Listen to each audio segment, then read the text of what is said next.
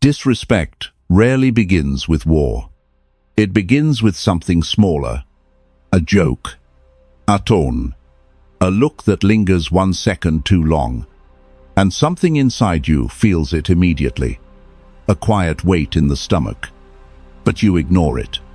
You smile. You tell yourself it doesn't matter, but it does, because disrespect is never random. It is a test. Human beings are quiet predators. Every room is a hierarchy. Every interaction is a scan. Who is strong? Who is weak? Who can be used? And who must be feared? When someone disrespects you for the first time, they are not attacking. They are measuring. Think about it. The late arrival, the interruption, the small joke at your expense. Each one is a hand on the fence. Testing, leaning, waiting. Will the fence hold or will it bend? Because the moment your boundary bends, the invasion begins. Most people think disrespect is an accident. It is not. It is a negotiation. And every time you laugh it off, every time you apologize, every time you stay silent, you sign a contract. A contract that says, my dignity is negotiable. Machiavelli understood something most people refuse to see. The moment you are seen as weak, the game is already over. Respect is not given. It is calculated, measured, tested. And once the world decides you are safe to step on it, rarely stops. Unless you change the rules of the game. So here is the real question. Not why they disrespect you, but why you allow it. Because somewhere in your behavior there is a signal you send every single day. Through your posture, your silence, your need to be liked. Tonight we begin to destroy that signal. Disrespect follows a predictable script. An insult is thrown, like a ball, and the person who throws it expects you to catch it, to react, to defend yourself, to get angry, or to shrink. Either way they win. Because the moment you react, they control the game. But imagine something different. You throw a ball into darkness. No sound, no bounce, no reaction, just silence. Suddenly the game collapses. Because without reaction, there is no control. This is the power of non-reaction. When someone insults you, they expect a script. Anger, defense, embarrassment. But when you do nothing, something strange happens. The silence grows. Heavy, uncomfortable. Not for you. For them, silence is a mirror. In silence, their insult echoes back to them. They hear it. They feel it. And suddenly their confidence cracks. You will see it. The nervous smile. I was just joking. Why are you so serious? They are trying to recover the ball, but you never threw it back. Machiavelli understood this position well. The prince does not wrestle in the mud. The prince observes. From above, not passive. Strategic. Because energy is currency, and attention is currency. Why spend either on someone trying to rob you? Here is the truth. Most people lose respect because they react to everything. But power moves slower, calmer, more deliberate. If this idea is beginning to click, leave a quiet signal below. Just one word, awake. Because the moment you see the game, you stop playing it the old way. Not every insult sounds like an insult. Some arrive wearing a smile, a compliment, almost. You are actually smart for someone like you. You look good. Did you lose weight? These are not compliments. They are traps. Bait. Designed to make you react. Manipulators depend on reactions. Gratitude. Defensiveness. Embarrassment. Any of these closes the trap. because the moment you react emotionally, they control the frame. But the fox does not chase bait. The fox studies the trap. This requires a special skill: cold empathy. Not emotional empathy, cold empathy. Hot empathy feels their emotion. Cold empathy analyzes it.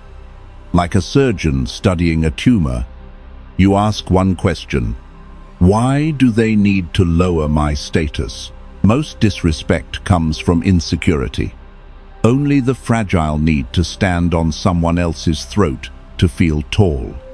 The secure have nothing to prove. So when someone tries to belittle you, look deeper. You are not seeing strength. You are witnessing fear. There is a technique for moments like this. Fogging. If you throw a stone at a wall, it cracks. If you throw a stone into fog, it disappears.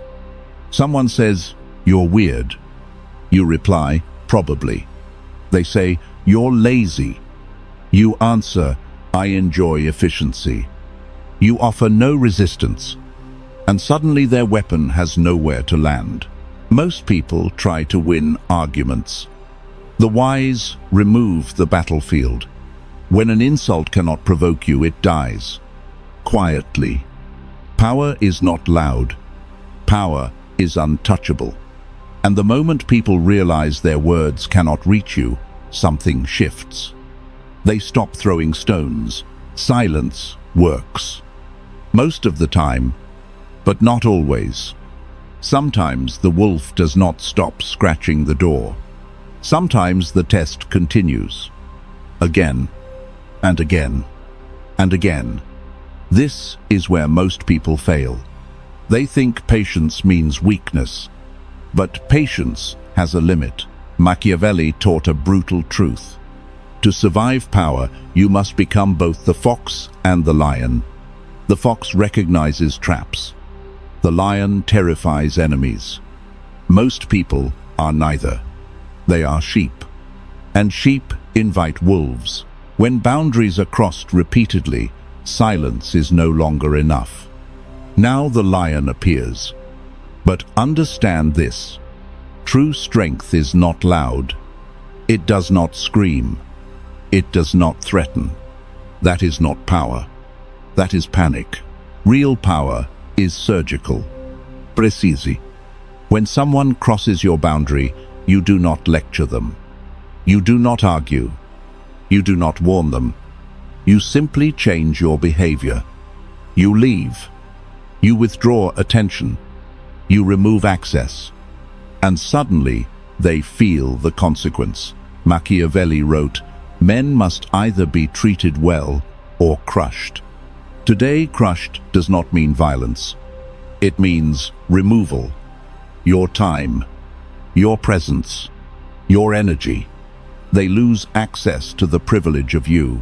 Think about this. How many people still have access to you who should not?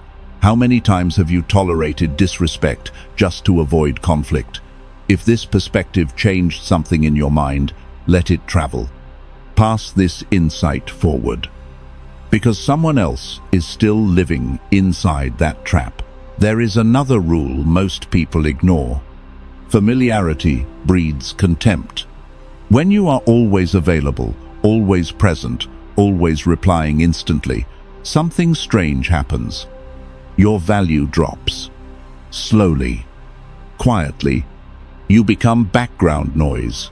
When someone disrespects you, your instinct is predictable. You try harder. You explain more. You try to fix the tension.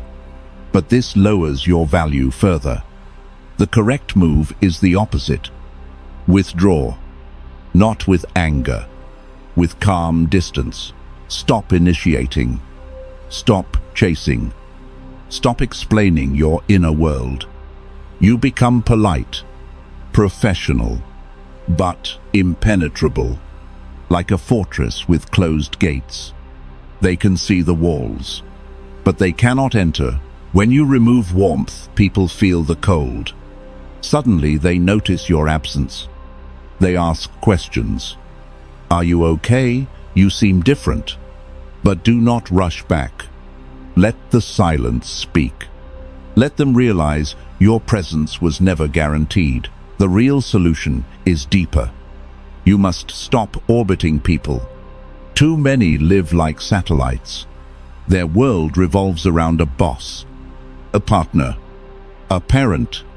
If that planet rejects them, they drift into darkness. But when you become the sun, everything changes. You build your mission, your skills, your body, your mind, your wealth, your kingdom, and suddenly disrespect loses power.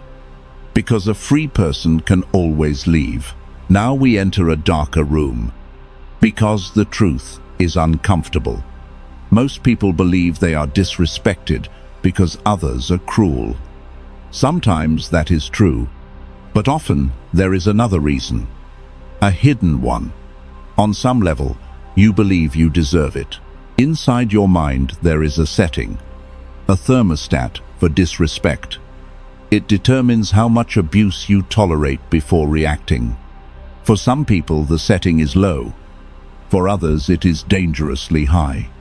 And they accept things that should never be accepted. Where does this thermostat come from? Usually the past. A chaotic home. A toxic relationship. Years of being told you are not enough. Eventually your mind adapts. Disrespect becomes familiar. And what is familiar feels like home. So something strange begins to happen. When someone treats you well, you feel suspicious. But when someone treats you poorly, you lean closer. You try to fix them, to save them, to prove your worth. But that pattern must end. The Stoics called it the inner citadel, a fortress inside your mind, a place where no one enters without your permission. This fortress is built brick by brick, through discipline, through self-respect, through promises you keep to yourself. And once you begin building that fortress, something changes. The world feels different, clearer, sharper. But this journey goes deeper, much deeper. If you want to continue walking this path, stay close, subscribe, and turn on the bell so you do not miss the next lesson. Because the next step is learning how to rebuild the man inside the fortress. There is another truth most people avoid completely. Inside you there is a shadow. Carl Jung called it this for a reason. The shadow is your aggression, your selfishness, your capacity for destruction, and society taught you to hide it. You were told to be harmless, nice, agreeable, soft. But understand this clearly. A harmless man is not a good man. A harmless man is simply a weak one. A good man is something else. A dangerous man who keeps his danger under control. You know you could destroy, but you choose restraint. That is where confidence comes from. Not from weakness, but from power held in discipline. There is an old idea. Be a warrior in a garden, not a gardener in a war. If you are incapable of aggression, your kindness means nothing.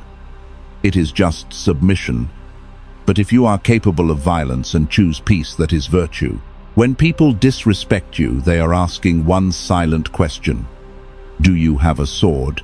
If they sense you are harmless, they will take everything. But when they see the sword, even in its sheath, something changes. Respect appears. The goal is not rage, not dominance, not intimidation. The goal is integration.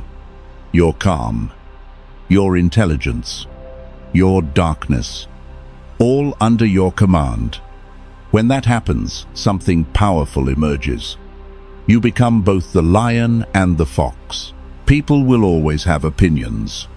Arrogant, cold, selfish, difficult. Labels are cheap. They cost nothing to the person who throws them. But if you accept them, they become chains. Here is the secret of the outlier. They do not take criticism personally. They take it structurally. When someone says, "You are arrogant," they hear something else. "I feel small." When someone says, "You are selfish," they hear, "I cannot use you anymore." Human beings are projection machines. They project their fears, their trauma, their insecurity, their hunger, and you become the screen. Most people spend their entire lives trying to clean that screen, trying to prove the movie is wrong. But the outlier does something different. They step off the screen. They realize the movie was never about them. So they stop reacting, stop defending, stop explaining. And suddenly, the projections lose their target. At this level, you are no longer inside the game. You are watching it. Like a chess player above the board. You see patterns, trauma, conditioning, ego, fear. People are not attacking you. They are simply running their programming. And this is where real freedom begins. Not when the world stops attacking you. The world never stops. Freedom begins when their attacks no longer reach your mind. You become the eye of the storm. Before you change, you must face the cost. Disrespect is not harmless. It steals, quietly, slowly. It steals your sleep, your dignity, your peace. And most people do not even realize how much has already been taken. Every time you swallow your truth, something inside you breaks. You pretend it does not matter, but the body keeps the score. That swallowed anger does not disappear.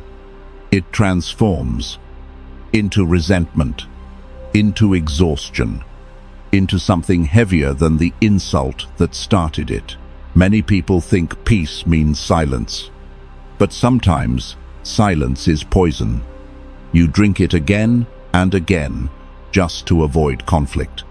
But poison does not care about your intentions. It only cares that you swallowed it. There is another cost. Opportunities. How many raises did you not ask for? How many relationships did you stay in, even when you knew you were only an option? How many times did you stay quiet when your dignity demanded a voice? At some point, a decision must be made. You stop keeping their peace, and you begin protecting your own. Because every time you sacrifice yourself for someone else's comfort, you are lighting your own life on fire. And here is the truth most people fear. You cannot control how others behave, but you can control who remains in your world. Respect is not negotiated. It is enforced, quietly, through standards, through boundaries, through the courage to walk away. Look back for a moment. Think about who you were, the version of you who stayed silent, who tolerated disrespect, who apologized for existing. That man is fading now. Not because the world changed, but because you did. This transformation is not dramatic. It is quiet, subtle. You stop explaining. You stop chasing. You stop reacting to every insult. And slowly people notice. The energy shifts. The room feels different when you enter, because power is rarely loud. True authority is calm, still, unmoved.